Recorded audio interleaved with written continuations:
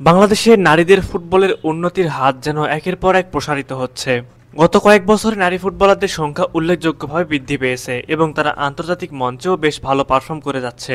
বাংলাদেশ নারী ফুটবল দলে সাব চ্যাম্পিয়নশিপের পর দুবার চ্যাম্পিয়ন হয়েছে, যা নারী ফুটবলের জনপ্রিয়তাকে বৃদ্ধি করেছে।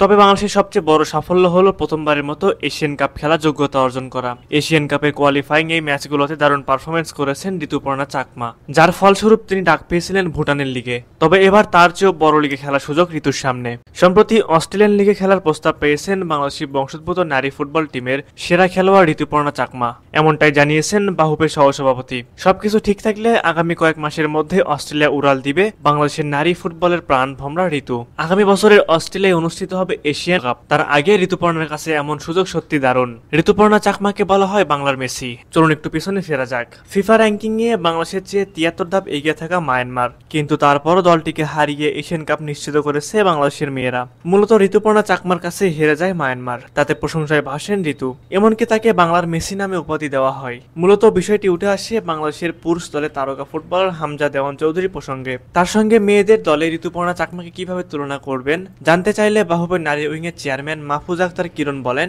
ঋতুপর্ণা চাকমা বাংলাদেশের মেসি, হামজা ভালো ফুটবলার, কোনো সন্দেহ নেই। হামজা বাংলাদেশের জন্য গর্বের। সামনে এশিয়ান কাপ বাছাইয়ের ম্যাচ রয়েছে, আমার বিশ্বাস সেখানেও হামজা ভালো করবে, ছেলেরাও এগিয়ে যাবে। এশিয়ান কাপে যোগ্যতা অর্জনের পর এখন বাংলাদেশের লক্ষ্য আরো বড়, বিশ্বকাপে খেলতে চায় তারা। এর জন্য এশিয়ান কাপের সেরা ৬ দলের মধ্যে একটি থাকতে হবে মেয়েদের। তবে সেরা ৮ দলে থাকলেও সুযোগ থাকছে, সেক্ষেত্রে ইন্টারকন্টিনেন্টাল প্লে অফের বাধা পেরোতে হবে।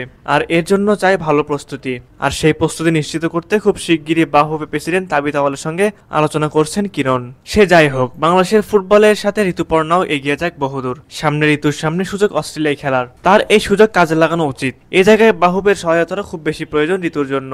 এখন দেখার বিষয় ঋতু শেষ পর্যন্ত কি করতে পারে। সুপ্রিয় দর্শক, আপনাদের কাছে কি মনে হয়, শেষ পর্যন্ত ঋতুপর্ণাকে কি অস্ট্রেলিয়ায় দেখা যাবে? অবশ্যই সেই বিষয়ে আপনাদের মূল্যবান মতামত আমাদের কমেন্ট করে জানাবেন।